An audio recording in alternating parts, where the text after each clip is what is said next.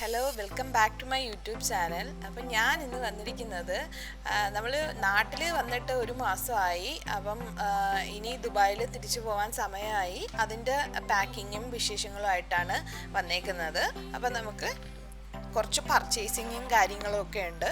അപ്പം മക്കൾക്ക് ഓണത്തിൻ്റെ ഡ്രസ്സ് എടുക്കണം, എനിക്ക് ഒരു സാരി എടുക്കണം, അങ്ങനെയൊക്കെ പർച്ചേസിന് വേണ്ടിയിട്ട് ഇറങ്ങിയിരിക്കുകയാണ്. അപ്പം ഒരു സാരി എടുത്തു, മക്കൾക്ക് ഫാൻസി മക്കളുടെ ഡ്രസ്സൊക്കെ എടുത്തു കഴിഞ്ഞു. ഞാൻ സാരി എടുത്തത് റെഡി ടു വെയർ ആയിരുന്നു, അപ്പോൾ അത് ഉടുക്കാനും ഒക്കെ എളുപ്പമാണ്, അതുകൊണ്ട് ഞാനത് ചൂസ് ചെയ്തു. അപ്പോൾ പർച്ചേസും കാര്യമെല്ലാം കഴിഞ്ഞതിന് ശേഷം നമ്മൾ പാക്കിങ് സ്റ്റാർട്ട് ചെയ്തു. അപ്പം പാക്കിംഗ് എന്ന് പറഞ്ഞാൽ അറിയാമല്ലോ, നല്ല വലിയ ജോലിയാണ്. അതിൻ്റെ ഇടയിൽ ഗസ്റ്റുകളും മറ്റുമൊക്കെ ഉണ്ടായിരുന്നു. അപ്പം പാക്കെല്ലാം ചെയ്ത് വെക്കുമ്പോൾ മക്കൾ ഓരോന്ന് എടുത്ത് എപ്പോഴെപ്പോഴും കൊണ്ടുപോകും. അതെല്ലാം പിന്നെ പിടിച്ചു വാങ്ങിച്ച് വെക്കും.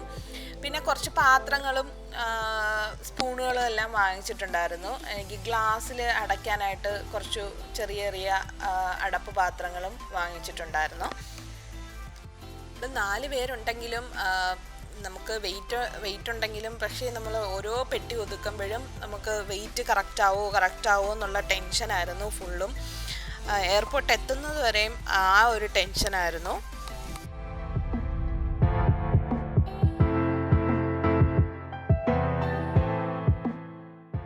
പാക്കിംഗ് നടന്നുകൊണ്ടിരുന്നപ്പോൾ എൻ്റെ ബെസ്റ്റ് ഫ്രണ്ട് ജിൻസ വന്നിട്ടുണ്ടായിരുന്നു.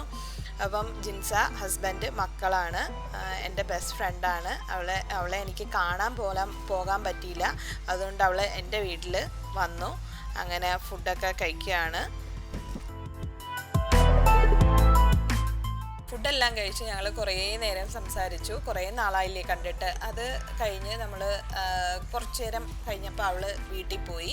പിന്നെ ഞങ്ങളുടെ പാക്കിംഗ് വീണ്ടും സ്റ്റാർട്ട് ചെയ്തു. മീറ്റൊന്നും പാക്ക് ചെയ്തില്ലായിരുന്നു, അപ്പോൾ അതൊക്കെ പാക്ക് ചെയ്ത് എൻ്റെ നാത്തൂൻ കേക്ക് ഉണ്ടാക്കും. അങ്ങനെ കേക്കൊക്കെ ഉണ്ടാക്കി വെച്ചിരിക്കുകയാണ്. ഇനി അതൊന്ന് കട്ട് ചെയ്യണം. മക്കളെല്ലാവരും കൂടി ചേർന്ന് കട്ട് ചെയ്യാമെന്ന് പ്ലാൻ ഇട്ടു. അങ്ങനെ എല്ലാവരും കൂടി നിന്ന് കട്ട് ചെയ്യുവാണ്. മക്കൾക്ക് ഏത് ദിവസം കേക്ക് കണ്ടാലും ബർത്ത്ഡേ എന്നാന്ന് ചോദിക്കുന്ന ആൾക്കാരാണ് അവർ. ഭയങ്കര ഇഷ്ടമാണ് കേക്ക് കണ്ടു കഴിഞ്ഞാൽ കട്ട് ചെയ്യാനായിട്ട്, കഴിക്കാനും ഇഷ്ടമാണ്.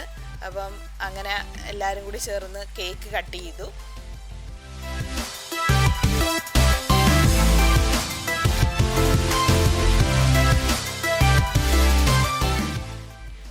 പെട്ടിയെല്ലാം പാക്ക് ചെയ്തു. അങ്ങനെ ഇനി റാപ്പ് ചെയ്യണം ഒരു പെട്ടി. അപ്പം അതൊന്ന് റാപ്പ് ചെയ്തതാ വെച്ചിരിക്കുകയാണ്.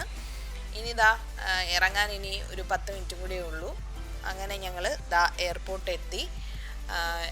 നമ്മൾ എമിഗ്രേഷനിലോട്ട് നടക്കുകയാണ്.